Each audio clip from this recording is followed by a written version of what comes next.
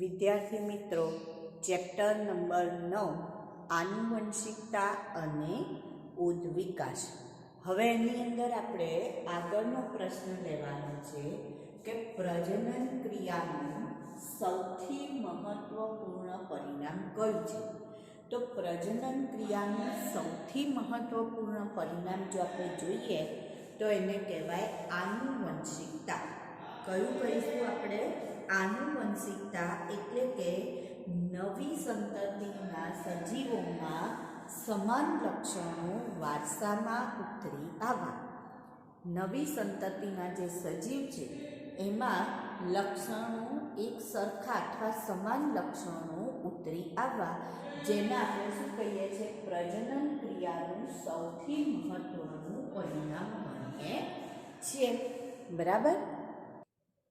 હવે આપણને ખબર છે કે જ્યારે આનુવંશિકતાની વાત કરીએ તો આનુવંશિકતાનો મતલબ શું?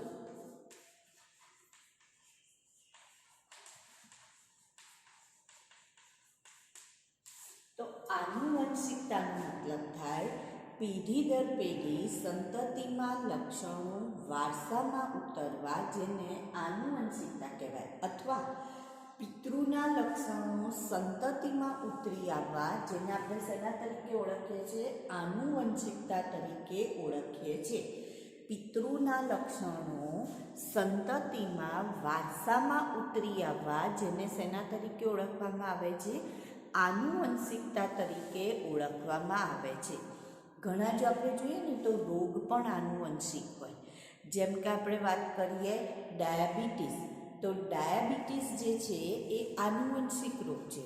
કઈ રીતના? તો કે જો માતા અથવા પિતા બેમાંથી કોઈ એકને ડાયાબિટીસ હોય તો એમના સંતતિને આવે જ છે.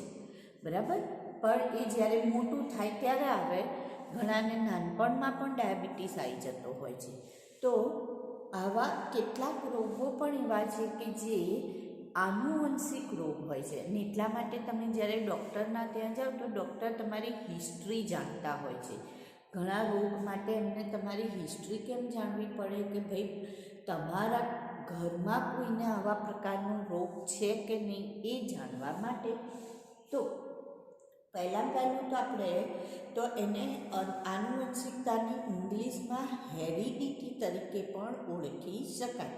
તો હેરિડિટીનો મતલબ થાય કે પિતૃના લક્ષણો સંતતિમાં વારસામાં ઉતરી આવવા, જેને આપણે શેના તરીકે ઓળખીએ છીએ? આનુવંશિકતા તરીકે ઓળખીએ છીએ. અથવા તો એક પેઢીમાંથી બીજી પેઢીમાં લક્ષણો ઉતરી આવવા, જેને આનુવંશિકતા તરીકે ઓળખવામાં આવે છે. તો પ્રજનન ક્રિયાનું સૌથી મહત્વનું પરિણામ જો આપણે વાત કરીએ તો આપણે કહીશું કે જે પણ સંતતિ છે સંતતિમાં સમાન લક્ષણો આપણને સમાન આકાર કે બંધારણ હોવું તે.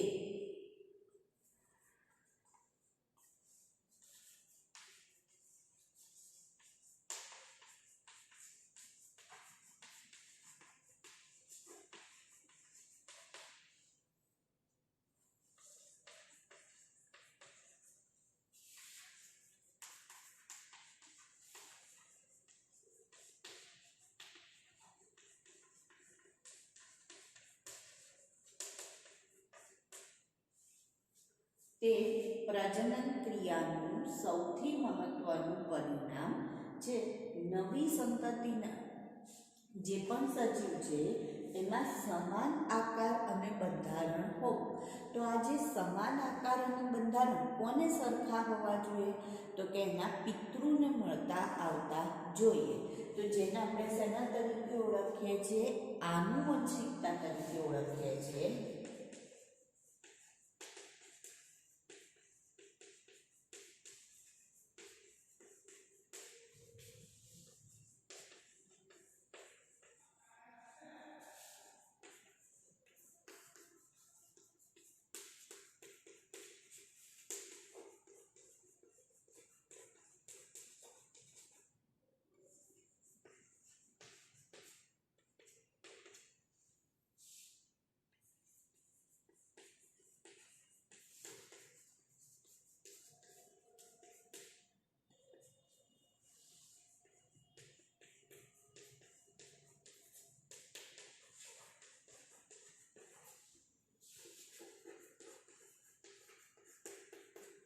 તો જો આનુવંશિકતા એટલે પેઢી દર પેઢી લક્ષણોનું વારસાગમન. આપણે એક ઉદાહરણ પણ એવું લઈ શકીએ. આપણે જે જૂની ચોપડી હતી પહેલાં, જૂનો કોર્સ, એની અંદર આપણને એવા ઉદાહરણ પણ આપ્યા હતા કે જો મોર હોય તો મોર જ્યારે ઢેલ જે ઈંડા મૂકે છે તો એમાંથી મોર જ જન્મ લે છે, એમાંથી પોપટનો જન્મ થતો નથી. એવી જ રીતના કૂતરું હોય તો એ જે બચ્ચાને જન્મ આપે ગલુડિયા જ હોય, બરાબર. મનુષ્ય જેને જન્મ આપે બાળક જ હોય છે, મનુષ્ય જ હોય છે. તો એને આપણે શેના તરીકે ઓળખીએ? આનુવંશિકતા તરીકે ઓળખીએ છીએ. એટલે કે પિતૃના લક્ષણો સંતતિમાં ઉતરી આવવા, જેને શેના તરીકે ઓળખવામાં આવે? આનુવંશિકતા તરીકે ઓળખવામાં આવે. હવે આના પછી આપણે બીજો પ્રશ્ન આવે છે કે સમાનતા અને ભિન્નતાનો અર્થ શું થાય? અથવા તો શબ્દ ભેદ આપો, સમાનતા અને ભિન્નતા. તો ભિન્નતા તો તમને ખબર છે કે જુદાપણું, અને સમાનતા એટલે સરખાપણું, બરાબર. તો અહીંયા આપણે સમાનતા એટલે શું કહીશું? તો જે બાળક છે તેના પિતૃના બધા જ લક્ષણો, બાળક જો તેના પિતૃના બધા જ લક્ષણો ધરાવે તો એને આપણે શું કહીશું? સમાનતા કહેવામાં આવે છે.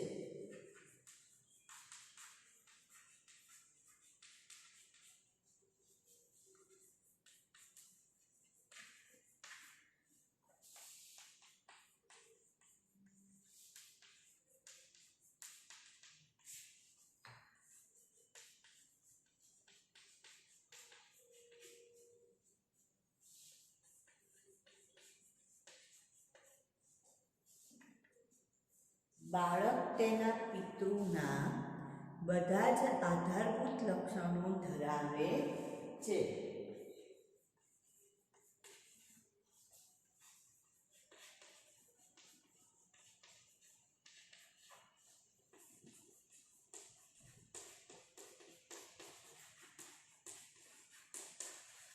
બાળક જે છે એ પોતાના જે પિતૃ હોય એ પિતૃના આધારભૂત લક્ષણો ધરાવે છે, અને આ જે લક્ષણો છે એ લક્ષણોને શું કહેવાય? સમાનતા ધરાવે છે એવું આપણે કહીએ છીએ.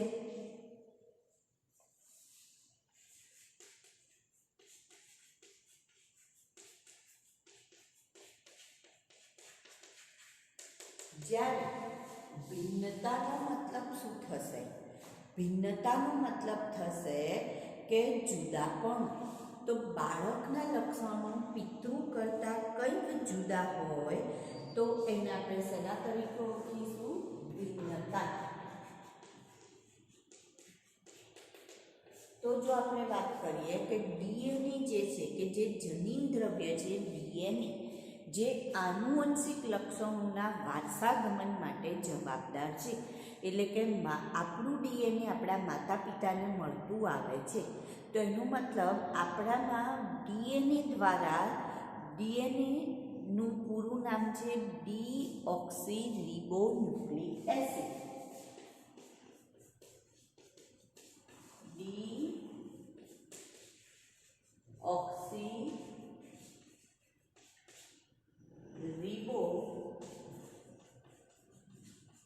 Nucleic acid.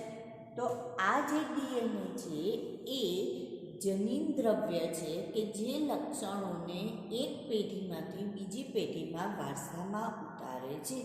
એટલે કે માતા પિતાનો ડીએનએ બાળકનામાં આવે છે કે જેના કારણે એના લક્ષણો કોના જેવા હોય છે? માતા પિતા જેવા હોય છે.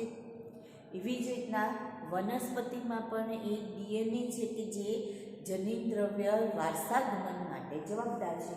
તો આ ડીએનએમાં જ્યારે થોડીક પણ જો ખામી સર્જાય, એટલે કે કંઈક જુદાપણું આવે, તો ડીએનએ પ્રતિકૃતિમાં ન્યૂનતમ ફેરફાર થવાથી બાળક પોતાના પિતૃ જેવું દેખાતું નથી.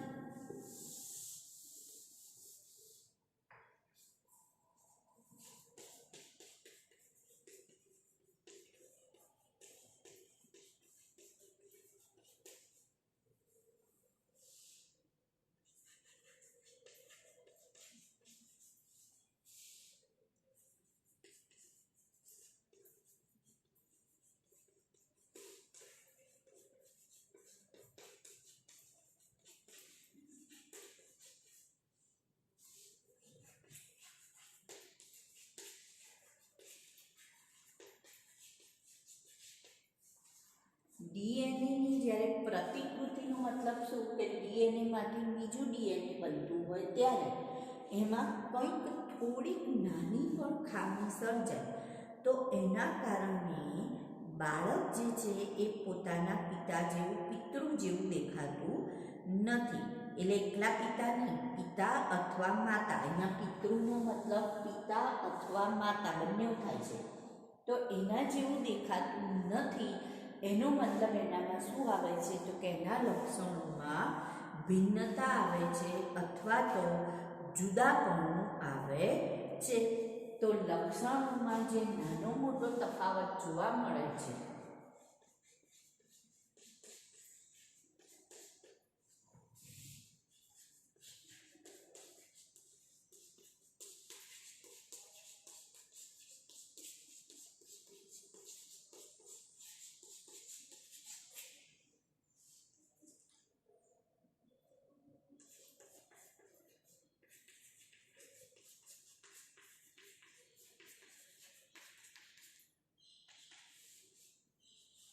તો ડીએનએ પ્રતિકૃતિમાં ન્યૂનતમ ખામી સર્જાતા બાળક તેના પિતૃ જેવું દેખાતું નથી. અને લક્ષણોમાં જોવા મળતો જે આ નાનો મોટો તફાવત છે અથવા ફેરફાર છે એને આપણે શેના તરીકે ઓળખીએ છીએ? ભિન્નતા તરીકે ઓળખીએ છીએ. હવે આપણને ટેક્સ્ટબુકની અંદર એક ઉદાહરણ આપેલું છે કે તમારા ક્લાસની અંદર તમારે એક લક્ષણને ધ્યાનમાં લેવાનું છે. બધા બાળકોના એક લક્ષણને ધ્યાનમાં લેવાનું છે અને એ લક્ષણ બાબતે તમારે એક અવલોકન નોંધવાનું છે. તો અહીંયા આપણને જે લક્ષણ આપ્યું છે એ લક્ષણ છે કાનની બૂટ. કાનની બૂટનો મતલબ થાય જે આપણું આ કર્ણપલ્લવ છે. કર્ણપલ્લવ એટલે આ ભાગ, કાનનો આ ભાગ, જેનો નીચેનો ભાગ, આ નીચેનો છેડો, જેને કર્ણપલ્લવમાં નીચેનો ભાગ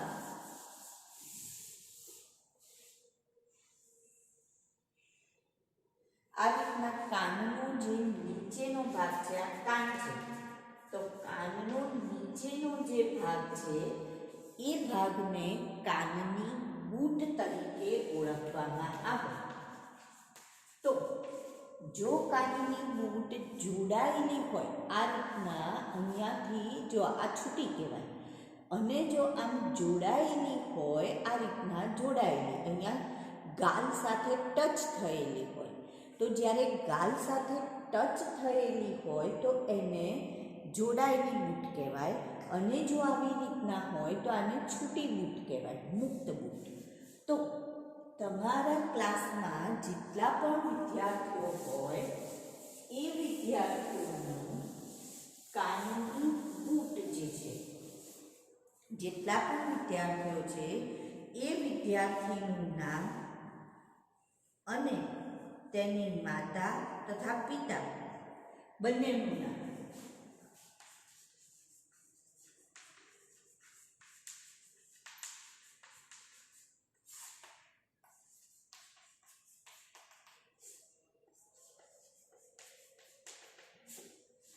આ એક ખાનું થયું નામ. બરાબર? વિદ્યાર્થી નંબર 1, પછી એવી રીતના વિદ્યાર્થી નંબર 2. આવું એક કોષ્ટક બનાવવાનું છે જેમાં કાનની મુક્ત બૂટ અને કાનની જોડાયેલી બૂટ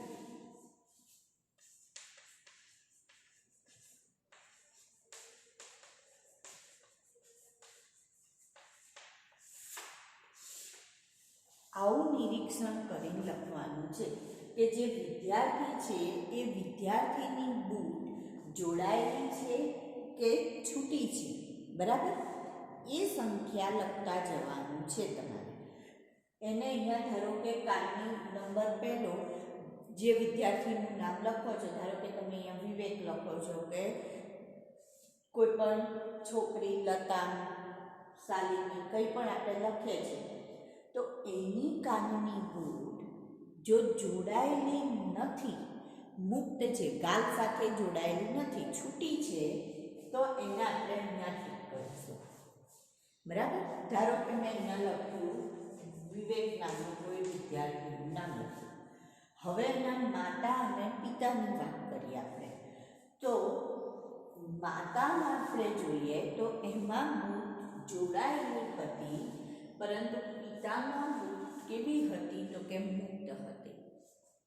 બીજું આપણે વિદ્યાર્થીનું નામ લઈએ. ધારો કે શર્મિલા નામની કોઈ છોકરીનું નામ લઈએ. એની અંદર બૂટ જોઈએ તો કે બૂટ કેવી હતી તો કે જોડાયેલી બૂટ હતી. એના માતા અને પિતા તો કે માતામાં તો મુક્ત હતી, પરંતુ પિતામાં કેવી હતી તો કે જોડાયેલી બૂટ હતી. તો આવી રીતના તમારે આ કોષ્ટક ભરતા જવાનું છે, ખાના ભરતા જવાનું છે, અને ત્યારબાદ એની નીચે જે પ્રશ્નો છે એ પ્રશ્નોના જવાબ આપવાના છે. તો પહેલો પ્રશ્ન એ છે કે તમારા વર્ગમાં કાનની બૂટની કઈ અભિવ્યક્તિ વધારે પ્રમાણમાં જોવા મળે છે. તે તો આપણે જોડે હોઈશું તો આપણે આવી ગણતરી કરી શકીએ. સપોઝ ચલો આપણે અત્યારે માની લઈએ કે મુક્ત બૂટની અભિવ્યક્તિ વધારે જોવા મળે છે. એટલે કે મુક્ત બૂટમાં સંખ્યા વિદ્યાર્થીઓની જ ગણવાની છે, માતા પિતાને આપણે આમાં ગણવાનું નથી. એટલે આપણે શું કરીએ, ધારો કે આપણે આવું કોષ્ટક બનાવીએ તો આપણે રેડ પેનનો ઉપયોગ કરીશું વિદ્યાર્થીઓ માટે, બાકી આપણે આમાં બ્લુ પેન જ યુઝ કરીશું. પણ જ્યાં જ્યાં વિદ્યાર્થીઓનું ટીક આવશે ત્યાં આપણે રેડ પેનથી કરીશું. તો જ્યાં જ્યાં રેડ પેનનું ટીક હશે એ આપણે ગણતા જઈશું. તો સપોઝ આપણી જોડે આપણા ક્લાસની સંખ્યા ધારો કે 60 છે, કુલ સંખ્યા 60 છે. કુલ સંખ્યા કેટલી છે તો કે 60. એમાંથી મુક્ત બૂટમાં લગભગ આપણને 45 વિદ્યાર્થીઓ મળે છે. મુક્ત બૂટમાં કેટલા વિદ્યાર્થીઓનું ટીક થયેલું છે તો કે 45. હવે બાકીના જે 15 બચ્યા એ 15 કઈ બૂટમાં આવશે તો કે જોડાયેલી.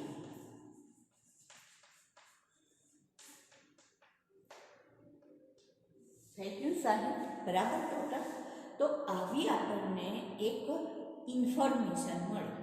તો આના ઉપરથી, આ માહિતી ઉપરથી પહેલો પ્રશ્ન કે કઈ અભિવ્યક્તિ, આ લક્ષણ કહેવાય, કાનની બૂટ એ લક્ષણ કહેવાય. બહુ ધ્યાનથી આ વાત સમજવાની છે.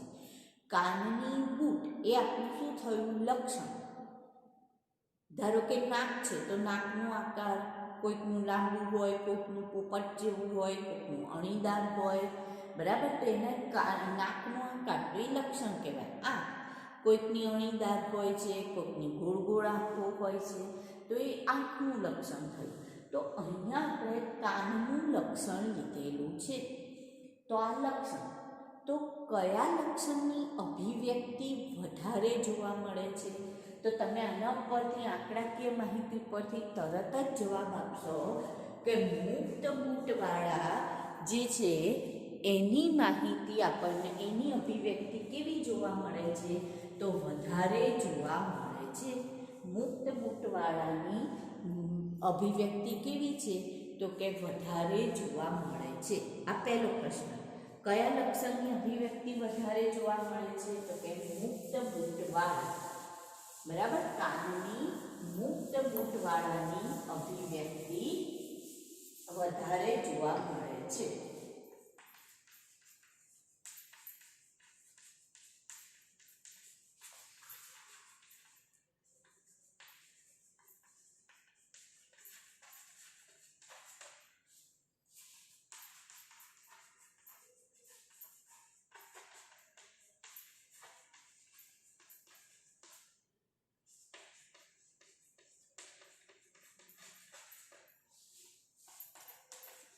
હવે બીજો પ્રશ્ન થાય છે કે શું કાનની બૂટનું લક્ષણ આનુવંશિક છે?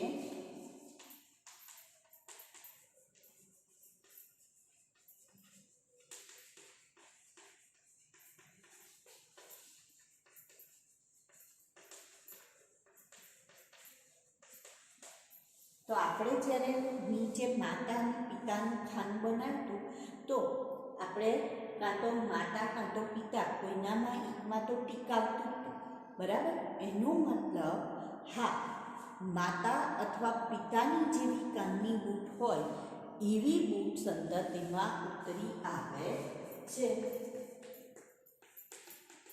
તો જવાબમાં શું લખ્યું આપણે? હા. ત્રીજો પ્રશ્ન છે, તમે એકત્રિત કરેલ માહિતી પરથી કઈ અભિવ્યક્તિ પ્રભાવી છે અને કઈ પ્રચ્છન્ન?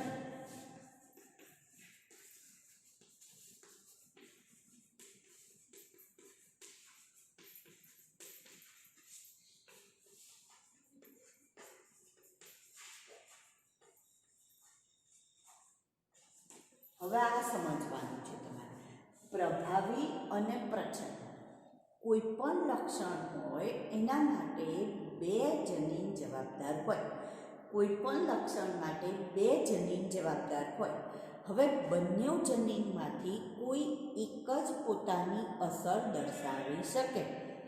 બે જનીન કોઈ એક લક્ષણ માટે જવાબદાર હોય. ધારો કે હું ઉદાહરણ આપું કે આપણે આ કાનની બૂટની વાત કરીએ તો એના માટે જનીન જવાબદાર છે, સપોઝ ઈ જનીન જવાબદાર છે.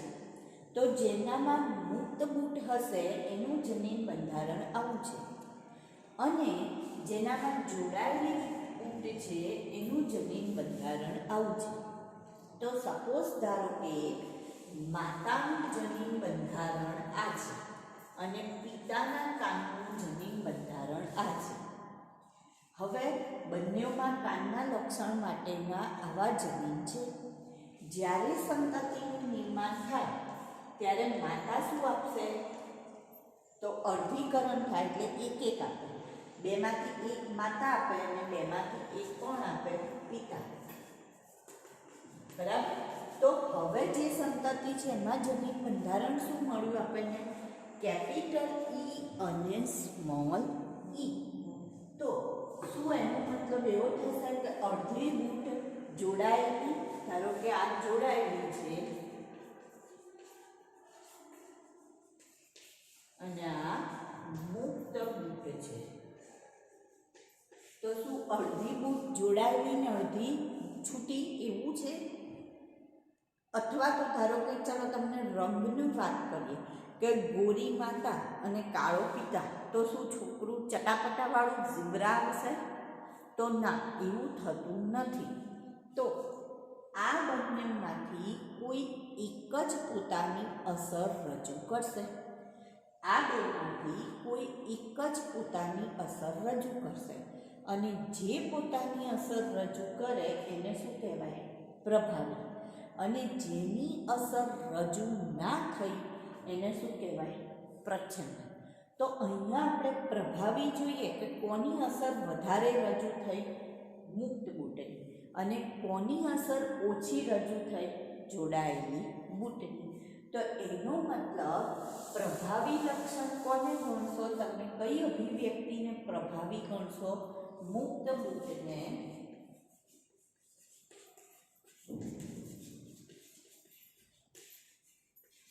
જ્યારે પ્રચ્છન્ન કોને ગણીશું આપણે? જોડાયેલી બૂટ. જો બરાબર સમજી લેજો. હવે પ્રભાવીનો મતલબ જેની અસર વધારે રજૂ થાય છે, અને પ્રચ્છન્નનો મતલબ જેની અસર ઓછી રજૂ થાય છે એને પ્રચ્છન્ન કહેવામાં આવે છે. તો પ્રભાવી અને પ્રચ્છન્ન. પછીનો પ્રશ્ન આવે છે આપણને કે ટકાવારી પ્રમાણ નક્કી કરો.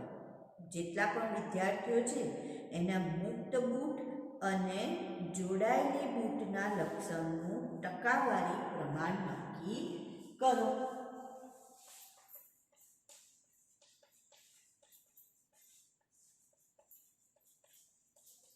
તો ટકાવારી પ્રમાણ માટે આપણી કુલ સંખ્યા કેટલી હતી? 60 હતી. તો મુક્ત બૂટનું ટકાવારી આપણે કાઢીએ પહેલા.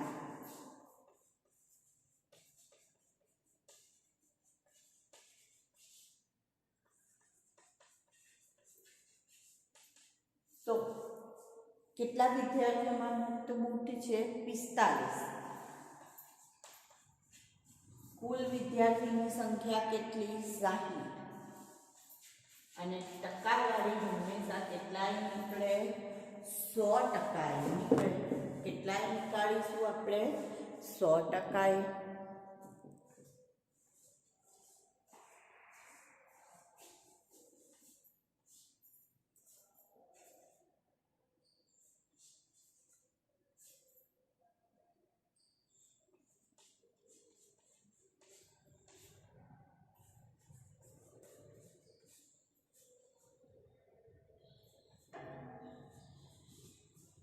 તો 75%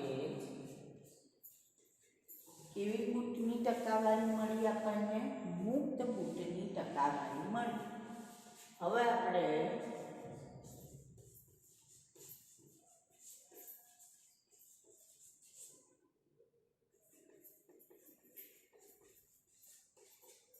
જોડાયેલી બૂટની ટકાવારી. તો એમાં કેટલા જોડાયેલી બૂટવાળા છે વિદ્યાર્થીઓ? 15. કુલ સંખ્યા